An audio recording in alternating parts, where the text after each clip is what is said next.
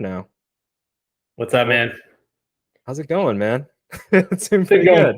pretty good. Yeah, pretty good. Yeah, today's sports takes were pretty hot and heavy out the gate this morning. It seemed like ESPN invited an NBA player in to share his thoughts on NBA basketball, the playoffs, etc. And it's a guy we know pretty well, Pat Beverley.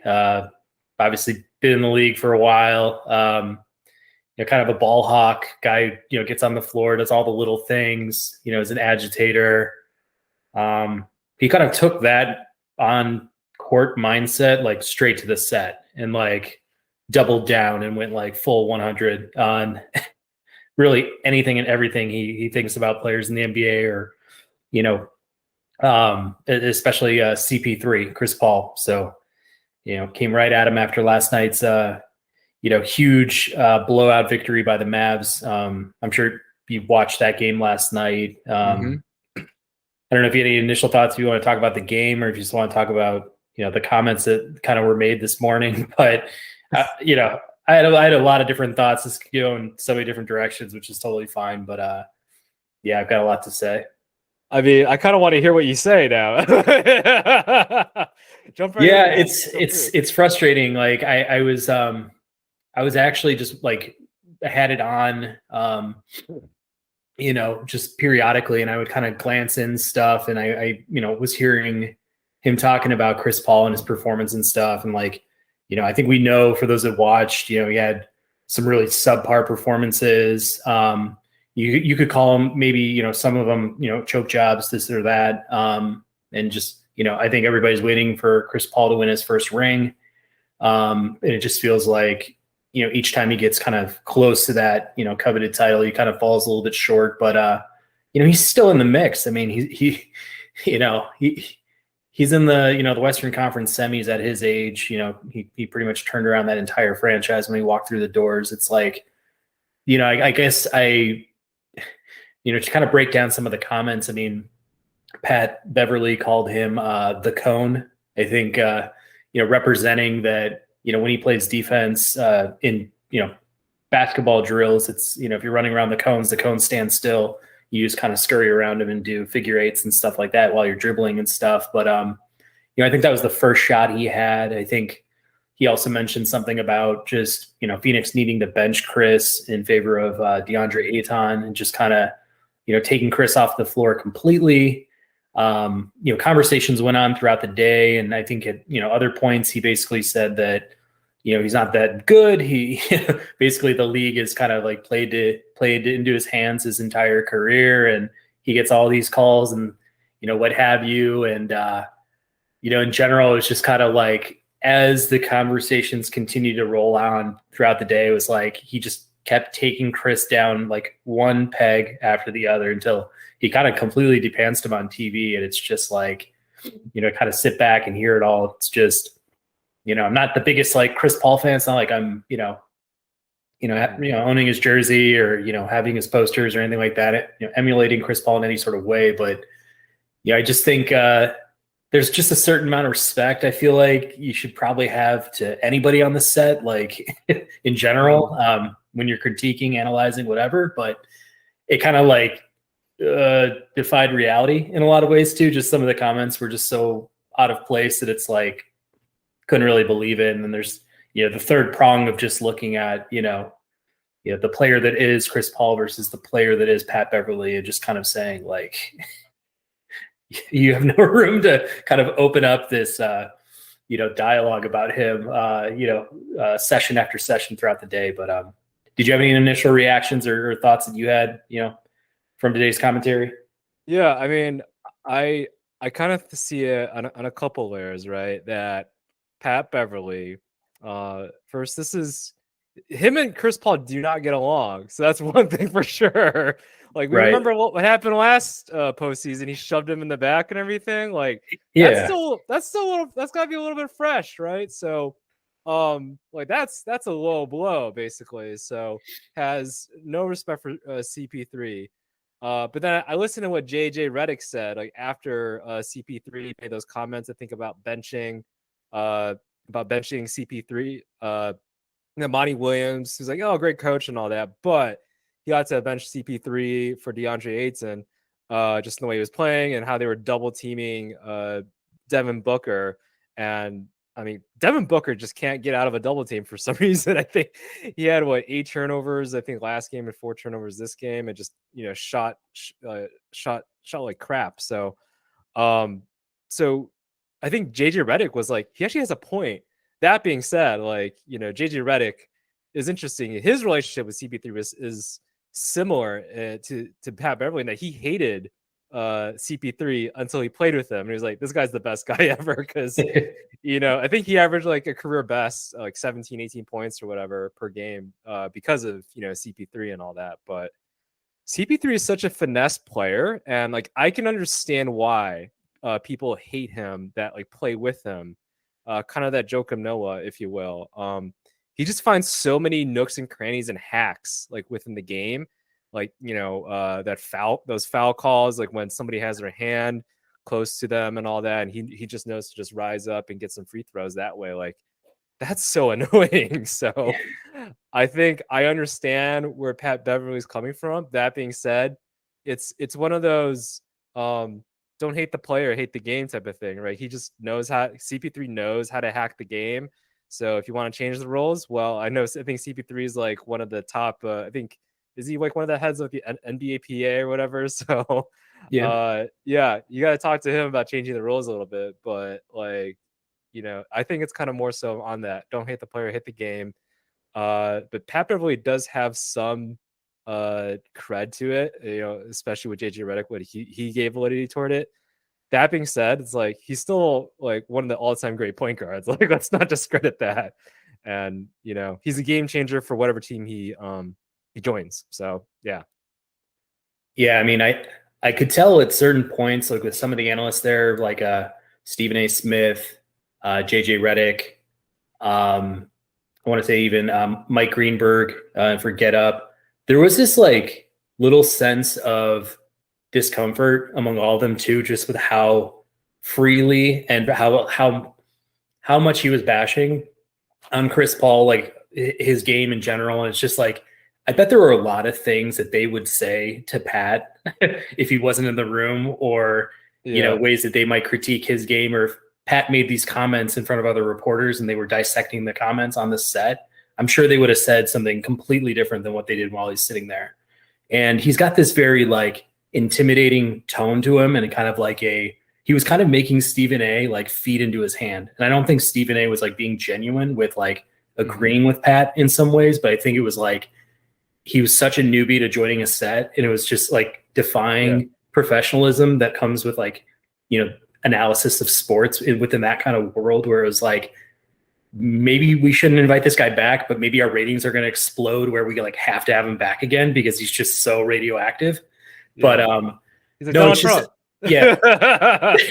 no, I mean, for in this context, I mean, it was probably the most Trumpian thing I've seen, on a sports set in a really long time. I mean, it was almost like, when Mark Cuban and Skip Bayless got into it, it was just like so heated and pointed and uncomfortable. And it was just, Cuban had been kind of stewing for so long, over things that Skip said over the years about Dallas and the Mavericks and et cetera and stuff like that, where it's like, I'm sure Pat maybe has stuff that he thinks about when he hears these analysts, break down or critique some of his friends or teammates or whatever else for himself. And now is like finally his turn to like give it right back. Yeah. I mean, like that's what I think that's the authenticity of like why people like listening to players more so than reporters these days. We see a lot of the podcasts that are coming from the athletes, and they're like, we're just gonna go to them. Isn't that what the Players Tribune kind of is all about, right? Is getting players front and center and kind of taking the narrative away that from these sports writers who just like, a lot of them just manipulate, kind of just try to create ruffles amongst players and push things along like that. And it's like, no, let's get Draymond Green. Let's have Draymond Green have his own podcast. Let's have JJ Redick have his own podcast. Pat McAfee, like they're killing it. So like they're out doing a lot of these medias. And I think that's to the point where ESPN's like, let's just bring JJ Redick in and let's have him commentate. So I think there was that level of authenticity from Pat Beverley, and he's from Chicago. He's a rough guy for sure. He definitely has that dog in him. So it's like he's not gonna hold back on any of his punches. So especially against CP3, who's like his arch enemy basically. So I mean, I think I appreciate part of what that level of authenticity from Pat Beverley. But I mean, yeah, I at the same time, don't hate the player, hit the game. With regards to CP3, he's still a top 5 point guard at least, whatever. I think I remember watching that clip. I forget. I think it was I forget who JJ Redick was talking to. I think it was Ryan Russello, right? It was like I think Ryan Russello was like trying to advocate, is he better than Bob Cousy? And then JJ Redick's like, Bob Cousy like never shot over 40% and was playing against plumbers like and firemen like. So, and then here's CP3 balling out like. So anyway, yeah, it is an interesting take, but yeah, there's a lot to dissect, I think, with CP3's game overall, and I think this, I don't know, I'd say exposes it, but it definitely like puts it more up front. So yeah, I mean, to touch on Pat Beverley being from Chicago, I mean, I have no sort of loyalty to him for that matter. I mean, just for the sake that we're from the same city. But yeah, I mean, I lost a lot of respect for him today. I mean, I've never been a big Pat Bev guy, especially when he pushed him in the back. yeah. That was just cowardly. I mean, that's just a coward's move. And I mean, that was last year, in the Western Conference Finals, which they lost, Pat Bev's team to CP3's team. So it's kind of like I just went down the line and I did a little digging. We're not supposed to do that on our freestyles or whatever, but I just literally go point for point with these two players. And it's just like Pat Bev's credibility was just completely crushed because it's, you look at their careers. Pat Beverley, 3-time all defensive, team player. Paul's got 9-time. He's also got 6-time steals leader in the NBA. Pat Beverley's points, assists, and rebounds are 8.8, 3.5 assists, 4.3 rebounds. Chris Paul's 18.1, 10.8 assists, 4.4 rebounds. So he's got him at every single mark. In this playoffs, Pat Beverley averaged 10.4 points. Chris Paul averaged 13.4 points, even though, he was this complete liability, right? Pat Beverley's team lost in the first round. Chris Paul's lost in the second round. Last year, they lost the Western Conference Finals to Chris Paul's team, which I mentioned. And for career, Pat Beverley's teams are 27-38 in the playoffs, and Chris Paul's are 72-70. So it's just like, at what angle, at what point does Pat Beverley have, the right to say, anything about Chris Paul? But it's also just like him backing up, Paul George and kind of saying Paul George is a better player than CP3, and then, advocating for James Harden on another, topic. And it's just kind of like, what you kind of get is like, yeah, he's a loyal guy to maybe the guys, he's friends with or plays with or something like that. But I mean, it's all of his arguments were kind of like flawed with inaccuracies. And it just kind of, I don't know. It just got me upset because it's like, this guy has no right. And it's just such a today kind of thing, like today's era kind of thing where, you go on, you go on your own little forum and, you can just kind of completely bash somebody and it's kind of like take shots to like take unnecessary cheap shots on somebody. And it's just kind of like, Yeah. You've got the safety of being in that, in that chair, in that space. And yeah, I want to see what's going to happen the next time these two take the court. I mean, I feel like Chris is such a professional. He's such a good guy that he's just going to like pretend like it never happened. And it's probably like the best way to go about it. But I don't know. What do you think? Any reaction to that? Yeah. No, I get it. Like, I mean, if you look at the careers, like whose career would you want to have? You want to have CP3's, and like I've always admired what CP3 can do. Like he's not some sort of physical specimen or anything like that. Like he's 6 foot nothing, like 180 maybe pounds, like really fast and all that. But I think people like I do remember there was that tale of him. It's like on YouTube, you could probably find it, but like of him in high school where he scored, was it 50 some odd points or something like that? It was like his grandfather, I believe, passed away. And then he was like, I'm gonna score a point for each year he lived, basically. And I was like, Like that's incredible. And he was able to do that. So, and I'm like, yeah, like that's something that's like, that's very admirable and all that. So like he can definitely, especially in high school when you're that kind of talent, he definitely just took it there. But it's like, yeah, there's something towards him. Like there's like a that mindset to succeed for one. He's a very educated, like, a person in general, and obviously he's kind of like the president basically of basketball or the NBA, MPA, I think it is, or he's definitely well respected, I should say, within the NBA in general, and a leader within the NBA circles. So it's like he's definitely earned that. I think that's the key thing. And then you look at Pat Beverley, who's just like he is like the Trump or whatever, I guess you could say, just there to like talk shit and create a ruckus basically. And this is what you get. You get high ratings and you get us talking about this. So yeah, like again, whose crew would you rather have? I don't think anybody's like, I'd rather have Pat Beverley's. But to some degree, to Pat Beverley's credit, I think his teams have always made the playoffs, I believe, at least for consecutive years of some sort. So, he did bring it wasn't just him individually, but he did help, the Timberwolves get to the playoffs, albeit, they weren't some sort of, playoff contender per se, but they did make the playoffs with a lot of, with their backs kind of against the wall, I think, entering the season. So, so he does have some credit, but yeah, he's not CP3 at all at any level. So yeah, and I'm not here to even bash on like Pat Beverley's game or something like that. I don't think my point was, to kind of go line by line and say Pat Beverley's not a good player. Like I definitely see the value that he brings to a team.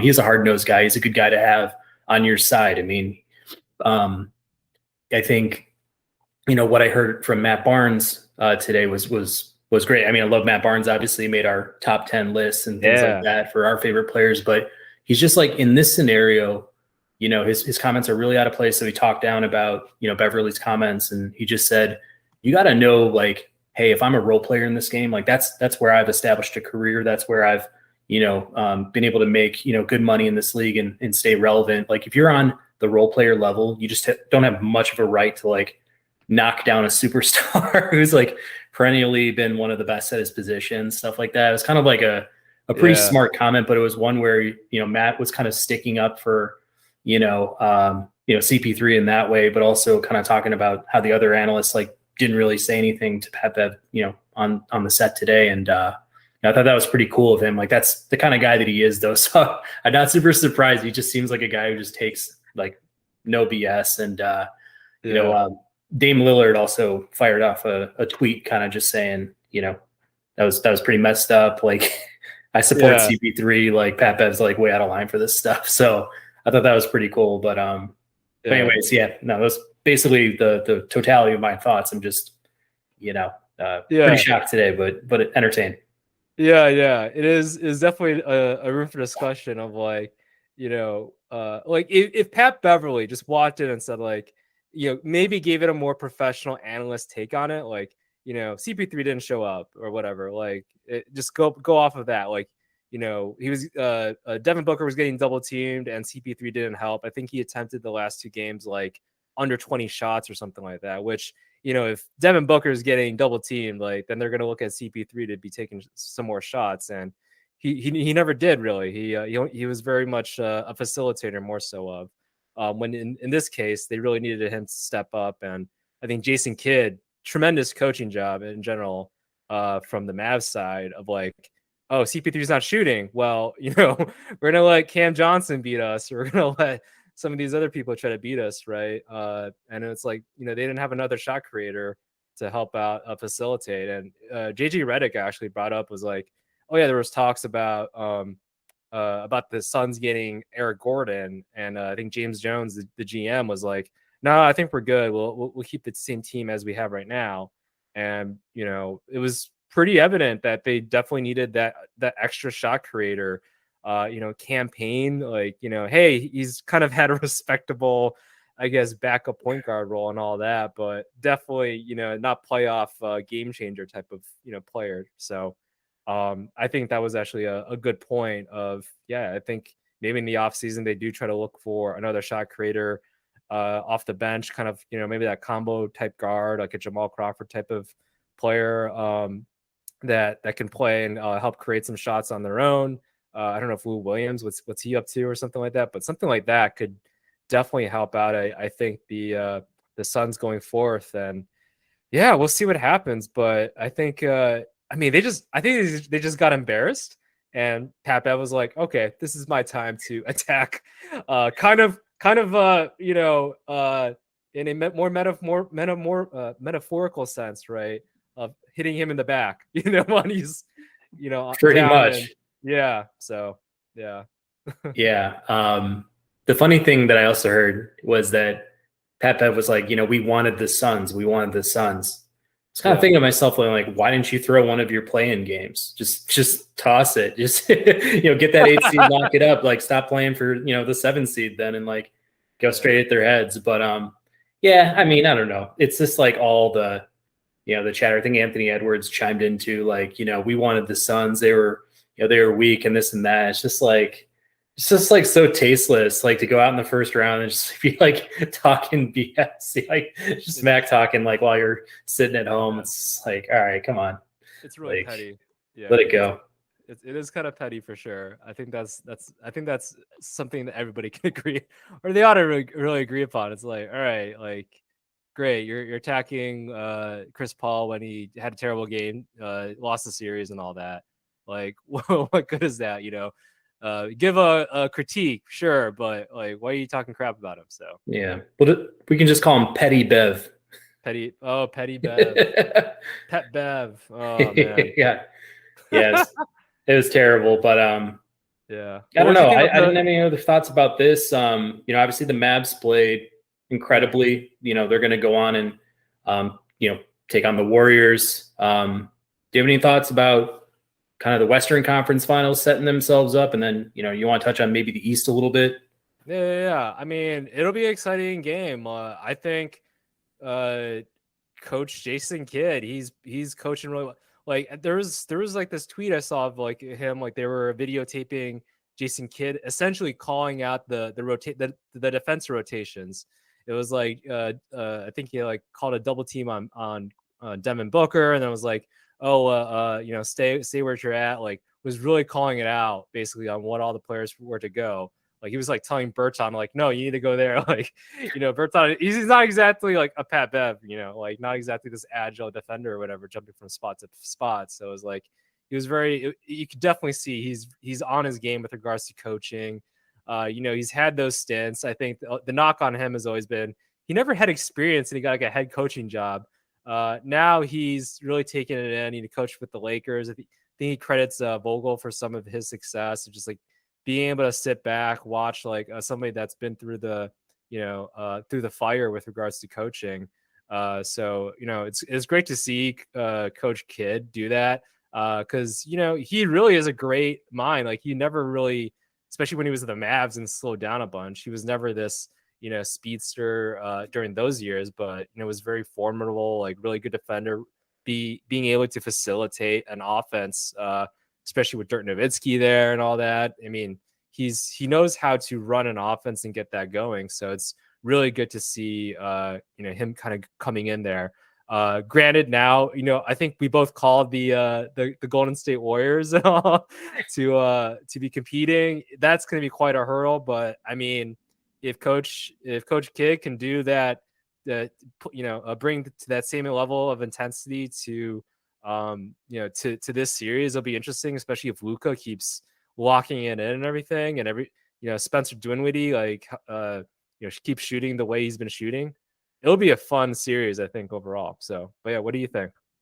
Yeah, I mean, I don't want to be disrespectful to the Mavs or anything like that. It's not like my take when we were doing the first round is the same take I see now. I think it gave a lot of his depth pieces a lot of flack, or just didn't give them their fair due. I didn't think that they would pull their own weight, kind of walking in maybe first, second time being in a playoff series, around Luka. It's like, yeah, I mean, they came out and they just absolutely stomped the Suns, and it's like they showed, absolutely no signs of, taking their foot off the gas, which is huge, especially in an elimination game. And it wasn't like they got up by 30 and then ultimately won by like, 5 or 10. It was like the entire game just consistently, put them away. So you got to, respect that where respect is due. But yeah, I just think that the Warriors, just like the makeup of that team. They've got guys who've been there and done it, won championships, are still playing at extremely high level. And then they've just got all this depth. Steve Kerr has been in those moments before as a player, as a coach, just like Jason Kidd, not the same caliber of player, obviously, but it's like, I just don't think the Warriors are going to take them lightly. And, I could see it going 6 games, in the Warriors' favor. I mean, if they do it in 5, that'd be kind of a shock at this point. I would have probably said that had you told me that was a first round series. I'd have said, okay, Warriors in 5. But yeah, I'm going to give the Mavs a lot more respect now. I mean, Luka's showing that he's a bona fide superstar. I mean, if we already didn't know that, just being able to will your team to those kinds of victories when people are kind of looking at you as the reason why they get there versus like the Suns as a totality. So yeah, much respect to Luka, and look forward to the next round. Yeah, no, for sure. I think I called them. I forget where I put the Mavs now, but I remember calling them and was like, "Oh yeah, they seem legit." I didn't think I don't think that they were going to go to the conference finals. I think I had them losing to the Suns here, but I mean, they just seem to be playing a lot better without Porzingis. I think their defensive rotations are more sound. With Spencer Dinwiddie, it's like, oh, we have another playmaker kind of coming off the bench. Jalen Brunson's really stepped up. I think without Porzingis, everybody just kind of knows their role a little bit more on the offensive side, and then on the defensive side, they just have better rotations going on. So that's where I think they made a good call. Evidently, kind of getting rid of Porzingis there, kind of a addition by subtraction. So it was a bold move because they gave some assets to get Porzingis, and he definitely is seen as the unicorn and all. So, but still, like, I think that was a good move overall by the Mavs. So props to them. And yeah, now in the conference finals, Luka, and yeah, I think it'll be a fun series. I think that's just my general take on it. But I still think that the Warriors will probably take it, maybe in 6 or something like that. So yeah, it sounds fair. How about the Eastern Conference? Yeah, man, those Celtics, huh? Did I call? I forgot where I put them now, but I think I had you them did call the Celtics. I will give you that. Yeah, you knocked out my Nets in the first round, and I say my Nets only in what I put on paper, not in true fandom. Yeah, well, I think I had the Bucks taking out the Heat. I think, or I had the Bucks kind of moving, advancing more so, but I didn't think that they were going to lose Middleton. So I mean, hey, had I known that, I was like, Middleton was always the closer, and I think that was pretty evident. In this previous series that they had, it was just Middleton. They needed him to come in there because I think Giannis is just he's not good when he's necessarily forcing it per se, and just having everybody collapsing around him. He really needs that other shot creator. Drew Holiday, he's a solid player, but he's definitely much more of that third option. He's not that second option that can kind of come in and just be like, okay, I got this. And that really was Middleton. So they definitely missed him for this series. But the Celtics, man, people need to understand defensive rotations. I think that is the key thing. Similar to the Mavs, I think they figured out that defensive rotation the last quarter of the season, and were able to just shut their teams down, and then find that offensive rhythm in general, and players just knowing their role. Al Horford, like, he's all of a sudden has the fountain of youth and he's balling. So it always seems, I think somebody was saying, like, why is it that Al Horford's only good when he's with the Celtics? He's never just good. Like, I mean, he was pretty good, I think, with the Hawks during that time and all. But yeah, like, he's really he was really the greatest fit, I think, with regards to joining back with the Celtics. They also got Dale Bass and Grant Williams too. Like, he chucked up like 18 threes or something like that. Like, Yeah, they were leaving him open. Yeah, they were all good looks. And he was like, all right, I'm gonna, I practice these things, so I might as well try it out. And yeah, was their leading shooter, shot the most shots for the Celtics. So, I think it's amazing to see. I think it'll be a really solid series. But I mean, the Heat team, those guys, they really know how to bring it. They got all the veterans in the world, and they also got, I think we talked about this the last episode. They play great team basketball, both on the offensive and defensive side, and that they just know their roles. They know what to do. They don't really force things that are outside of, their strengths. So, it'll be hard for me to kind of go away from the Celtics, but I don't want to make any changes, but I might actually go with the Celtics for this series. So yeah. Okay. Yeah. Just based on what I've seen. So yeah. But what fair do you enough. think? I mean, Yeah. they absolutely obliterated the Nets. And then, to win a couple big games on the road in the second series, with the Bucks, like obviously having Middleton out is huge. I mean, I don't know if it's exactly the equivalent of like Jaylen Brown being out or something. I don't think Middleton's, that caliber of player, but in the same sense, he's a 2-3 on a championship team. I mean, he's right there. So, I give the Bucks a lot of credit for fighting, until the end. I mean, they got stomped in the last game, but, in general, I just felt like they put together, a good series with the Celtics. They won some games on their court too. So it wasn't like, they were just holding serve or what have you. But Celtics are really taking a step as a team. It's kind of always waiting to see what, guys like Tatum and Brown could do at another level. Cause, you're always seeing and you're like, man, on paper, this is what you would want to start a franchise with. You'd want two, 6'8" forward, guard types that can defend, can shoot, can take it to the hoop, are team players. And now it's finally all coming, together. And they've got some great role players around them, like you mentioned. Marcus Smart is still in there. It's like, it is a nice team on paper. I just feel like they're at their junior year of where they need to be to be in the finals. I feel like Miami, they're seniors. Like I look at that team and I'm like, name a spot on the court that they can't, produce an all-star, caliber player. And they've got the depth pieces, their benches, pretty deep. You're taking like Oladipo's playing, backup minutes. You got Tyler Hero is, a 6-man type, but it's like he plays like a number 1 or number 2. He's got Jimmy, Bam, Kyle. It's like, I don't know. There's just too much to like there. Spo has all the experience in the world. Miami's a great, run organization like we've talked about. And they've got home court advantage. I just feel like I'm feeling like a slight edge to Miami at this point. And it's, no disrespect to Boston. I just feel like this will go 7 to me. It could be a coin flip at the end. Yeah, no, I think there's that you bring a great point. I think with Spoelstra, like he's always been an X factor. I think Pat Riley, like he called it, like he knows what he's doing. Even when he had like LeBron and Dwayne Wade, and everybody was giving crap to Spoelstra about like anybody can be the greatest coach in the world when he got 3 All-Stars and everything. When they had the big 3 there. So, but he's really shown his chops with regards to coaching, I think. So he's definitely an X factor. And then you did mention Bam. I can never pronounce his last name, but Bam. Just call him Bam. Yeah, just call him Bam. I mean, that's an awesome name in general. But yeah, I think Bam is a really solid player. But I think for me, it's like if there's a team, if I were to pick a team that could compete against the Heat, like it would definitely just be Boston, just in general. Like has a big that can shoot outside, like with Al Horford, shoot the 3 a little bit.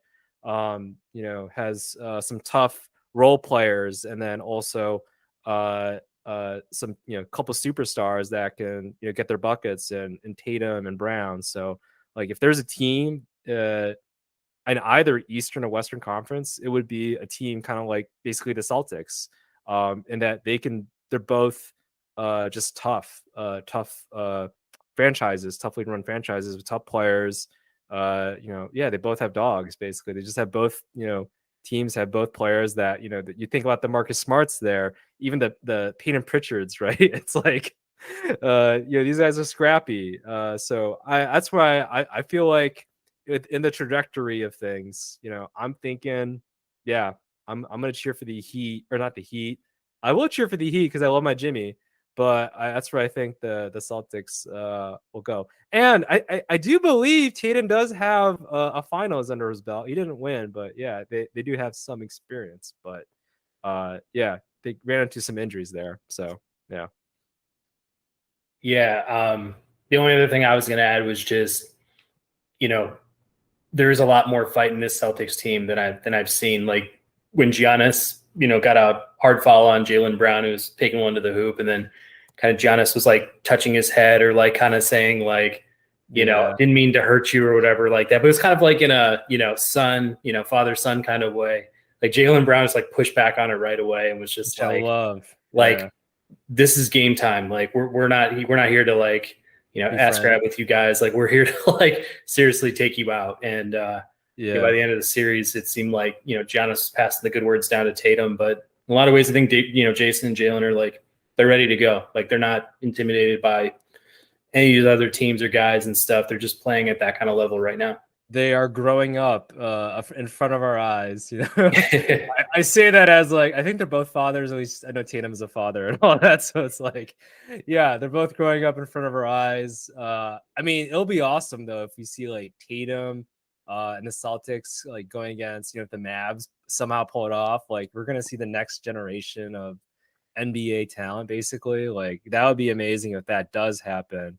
But if I were to pick like one team more so, I mean, I already have like between the four teams. Yeah, like I feel a lot more strongly, I think, with the Warriors. I don't know what the odds are, but I'm assuming they're probably heavily favored. And then yeah, this Celtics Heat matchup is going to be really good. But yeah, I would imagine that the Heat are probably favored. But yeah, I'm gonna go with the younger, more like, oh hey, we can make it, we can do this type of team, and in the Celtics here. So yeah. Yeah, Pat Bev picked the Warriors too, just for the record. It tastes a little bit, tastes a little worse now. I was just really hoping he would just like say the Mavs, just like just cement his like crappy day of analysis. But no, in general, I think that's like now with the Suns officially out is like the consensus pick. Because I saw all the potential in the world in the Suns going into this whole system, and I'm not gonna. We're not going to rehash what the Suns did or this or that, but like, yeah, I think it's fair to say like the Warriors, Suns, and then maybe like, if Middleton didn't get hurt or, I think the East is kind of up for grabs. I feel like there's a couple guys at the top, and I think this matchup is a good one for the East. I think that's representative of, the two best teams in this league, or the conference for this year. So, I'll stick with the Warriors throughout it all. I mean, I've always liked them. I've always called them the millennials because they're the team of this millennium. Like seriously, like they're the most fun, switchable type of team, just kind of trendsetters, bringing Durant for those years. Whereas, it was awful to watch basketball, but in the same sense, it was, they still were consistently just a very smooth, well passing, well coached team, good on the defensive end. It was just, they've always been fun to watch. Yeah. No, I agree. I'm excited. Yeah, I mean, if I'm gonna pick a finals, if we're gonna do that, it's got to be the Warriors. I think they'll take it this year. I don't know what's gonna happen after the season, but I think it just goes to show like this is such a well-run organization. When I know back a couple of years, like when Clay was getting hurt, like a lot of people were saying, "Oh, blow it up," like trade Clay Thompson and all that, but they really stayed the course. They drafted some young talent, molded them. Jordan Poole, holy cow, like that's amazing what they've been able to do with him. They don't even have Wiseman, like yeah, like I mean, there was definitely a lot of talk on Twitter of like, what if they drafted LaMelo? Like that would have been interesting. But they definitely wanted that center, that defensive side, especially. It's like there's only going to be so much ball to go around with regards to Steph Curry and like Jordan Poole, and then like LaMelo, and then Clay when he comes back. Like then you're going to become like similar what the Bulls are, but just like 4 like guards essentially, right? It's like, all right, you can't really run a team like that. So yeah, it'll be interesting to see, but yeah, it is pretty sick that they have a third overall pick in like James Wiseman, right? To be like, or second, right? That is like just chilling there on the bench, and it's like, yeah, we're still the best team in basketball. Man, So, yeah, they just run so deep, and it's like they've got their established core of veterans who are still playing at like all-star levels, but then it's like you've got all this explosive like rookie, sophomore, junior year depth, and it's just like, and they're all turning into, they could potentially be all-stars down the road, and everybody forgets about Andrew Wiggins. It's like we'll always talk about their big three and this and that, and we'll talk about the young guys, and it's like Andrew Wiggins was an all-star, and he's just like, reaching his potential. And it's like, he's still young. He's surprisingly still young, because it feels like Wiggins has been in the year for like 10, been in the league for like 10 years at this point. But I just really like what they have assembled there. And yeah, I could see, I see them winning it all. Yeah, sure. Yeah, same here. So, Drew Brees. Holy Smooth cow. transition. Yeah, no, I was just looking at the text that you remember you sent me. It's like, dude, we need to talk about CP3 and Pat Bev. And then let's talk about this Drew Brees thing and all that. Like, is he coming back? Is he not? Like, what's happening with him? What are you thinking, man? Well, I think the first thing I thought about was like, if this is serious, if he's like really serious about this, like, did him and Sean Payton ever have beef? Like, that's the first thing that I think about. And I don't know why, but I'm just like, I always consider them like father son, or like mentor mentee type relationship. They seem to like each other a lot, so I don't really want to go there with it, but I would just say, like, number one, if it is true, like, let's just say it is true and he's like really contemplating it, this is a different situation than Tom Brady, because Breeze has been out for a full year now. But I don't care who you are, I just feel like you take a year away from the game and you're his age. The talent was already kind of like just slowly creeping down, like trending downward. It was like he was, instead of throwing, 30 foot, 40 foot, I guess 30 to 40 yard passes, it was more like dink and dunk to Kamara and to Michael Thomas and stuff. Like, you kind of got this vibe, like, is his arm going to stay on his shoulder and stuff, like, because he really like turned into a very quick strike type passer at the end of his career. And, what they're assembling out there is fun, though. It's like they're bringing in, Honey Badger. They just signed Jarvis Landry the other day, and went out and made a splash at the draft for Olave, and they got Michael Thomas coming back. You got Kamara. It's like there's a lot to like about that situation, and I'm sure Breeze is like a little bit stir crazy, like Tom Brady was for that that 1 week. But I just think if it's true that. It's like, even if he comes back, will it really matter? Or like, will it make the difference that, us analysts or, fans or people who like to critique, like, would like to think like this is the Super Bowl, solution for the Saints? I don't know. Yeah. I don't have Pat Beverley's opinion on this. No. I think that's interesting. It's like, so I was thinking also similar to Tom Brady, right? And this is something that people just don't understand. I think it's like your average person, right, doesn't think about things like a Tom Brady or a Drew Brees. Simply put, it's like, yeah, dude, you have millions, you have a family and all that. Just sit back, relax, don't do anything and all that. It's like, no, you don't get to where they are by sitting back and relaxing. You're literally working 24/7. Like, when you're sleeping, you're working because you need to sleep and rejuvenate so you can, get hit by 300-pound linemen and stuff like that. So you're always on. And it's I don't say it's impossible, because obviously people retire and all that in the NFL, whether they're kind of forced to or nudged at the door, or they're like, yeah, it's my time now. But you're always on. Always, no matter what. You always have to be doing something. You don't just turn it off. Especially if you're not like 80 years old, which at this rate, I feel like Tom Brady is going to be playing until he's 80. But until, like, your brain's like, oh, it's mush and I can't do things anymore, or my body's like that, then it's like, I'm going to keep playing because that's all I know in my life. That's what I breathe. And that's what Tom Brady and It seems like Drew Brees too is all about that. It's like, this is my life. I don't want to do anything else. I don't want to play with my kids. I got other things to do. So, that's my initial thought there.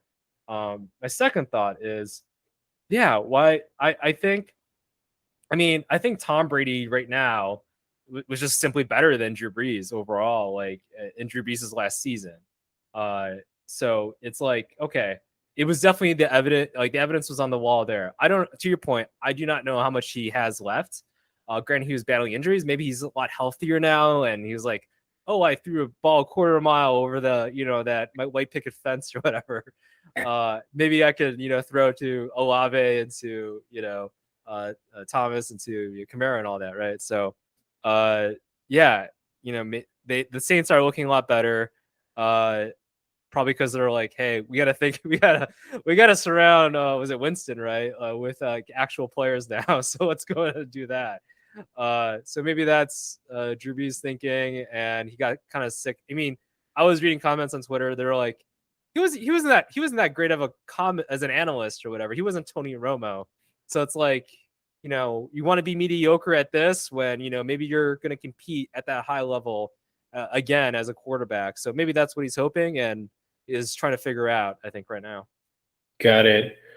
Yeah, maybe slightly the only other thing I would maybe bring out is like the records, the passing record thing with like him and Tom, or like maybe it's passing touchdowns or something, but like they were constantly kind of like seesawing each other like year in, year out. So maybe Drew's just like, yeah, it's one other thing I could go for. Like, maybe if there's a Brady injury or he's out a couple of games, or, maybe if I can string together 2 seasons from my return, like I can maybe edge him back in that record or something, just something to kind of drive him. But yeah, I think a lot of it, I think the head coach, Bruce Allen, maybe said, I think he made those comments in jest, like he was just joking, or, he was just weighing all of his options. Like he's just saying, I could go back to color commentary. I could go quarterback, I could watch my kids' games, this or that. But it's like, yeah, to really like seriously try to think about the reality of like him coming back. I think, I don't want to say it, but like I really do think the Saints might be better off without him. Like they might be better off with a Winston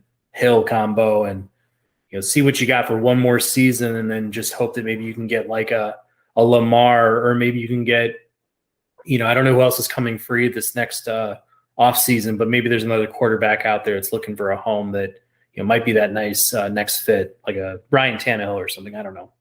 Yeah, no, you bring up good points. I think I do agree. If I were to compare, the situations between, like a Tom Brady and Drew Brees, it's pretty evident that Tom Brady still has something to offer. Kyle Trask, like we haven't seen him play, and he's just not at the same level. I don't think he'd be at the same level as like a Drew Brees or a Tom Brady. Year 2, right, or year 3, whatever he's at now. So, and then Winston, he played pretty well, when he got his chances in these previous couple of years. So it's like he's developed more as an NFL quarterback. So, I think his marker is like, as long as they don't throw 30 interceptions, I'm like, okay, I'm better than what I was previously. So, and he's got great weapons. They have a system in place. So, he's set up for success as well as he can be really anywhere. So, he's got talent. Like, I think people forget when he was at Tampa, like he did throw some TDs and like had like one of the best rookie seasons of any quarterback ever. So, hit a kind of a snafu basically just on his career overall. But that happens, and sometimes you need that change of scenery. He's worked with Drew Brees, worked with Sean Payton, and now has a bunch of talent around them. So yeah, I think he's going to be set up for success. It's just it may not be like Tom Brady and Tampa Bay success, just his own type of success, hopefully. But yeah, I think the Saints, if I'm a Saints fan, I'm like, you know what? Unless Tom Brady all of a sudden posts like something on Instagram or whatever, being like throwing footballs like like super lasers or whatever, like okay, maybe I'll get excited about that. But I from what we saw in his last season, I was like, yeah, I don't think he had anything left in the tank. So yeah. Yeah. That's basically, I hope that Drew Brees just makes the sensible choice of just kind of going back to color commentary, staying back at home or something like that.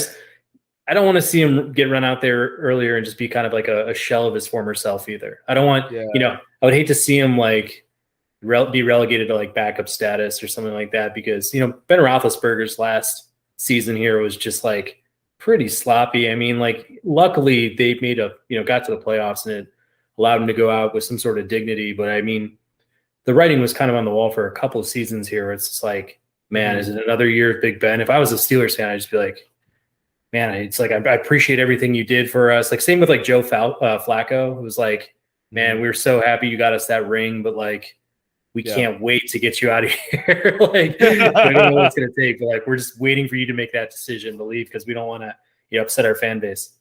Yeah, or remember what Peyton Manning too? People say like, oh, Peyton Manning, like multiple Super Bowl winner and all that. And it was like, wait, wasn't the last time he won that Super Bowl was it the defense that Morrison won? Or I think it was I think he had a pretty bad game. So it was like, it wasn't really him. It was the defense that won that. He just was there at quarterback. He didn't really do much, but you don't want that like Muhammad Ali moments, right? Where you just see this person that you saw all this glory, he had it all. And then all of a sudden it's like he's hit this wall and he just doesn't have it anymore at all. You definitely don't want that for someone like Drew Brees, who pretty much has been a stand-up person, a stand-up professional overall. So you want that. You want the best for him overall. Maybe not for like a Pat Beverley. Not to keep Pat Beverley into all this, but man, you don't want to see him kind of go that way. You want to see him either win that Super Bowl and just head out, or go on as favorable terms as possible, go out some class, some dignity. So and I think he did it as best as he could have when he did. So I would, if I were him, but I'm not him, I would probably be like, all right, I call it a career. I don't want to be too wishy-washy on this. Maybe just become a better analyst. I don't know. So yeah, at this point in his life, he can make his own decisions, and hopefully he's not telling everybody to back the blue and salute the flag anymore, and like his former teammates or something like that. Shut up and dribble. Something like that. Basically. I think Drew Brees is pretty much a class act. I mean, he's had a couple mistakes, I think, on camera where he probably regret for the rest of his life, and how he got kind of called out by some teammates, Malcolm Jenkins for one. But overall, I saw that news. I'm really hoping it's just a joke, because I just don't want to see him set up for failure like that. And that's all I'll really say about it. Yeah. Stand-up guy overall. So the antithesis of a Pat Beverley. Let's make it full circle and about all that. So cool. All right. I think we're done here then. It's sounds good, man. We can make it a wrap. I thought just to get that off my chest, I feel like we covered it pretty well. I wish you want to talk more shit about Ben Simmons. I don't know. I don't got anything for Ben. This exact day. I think that Beverley did say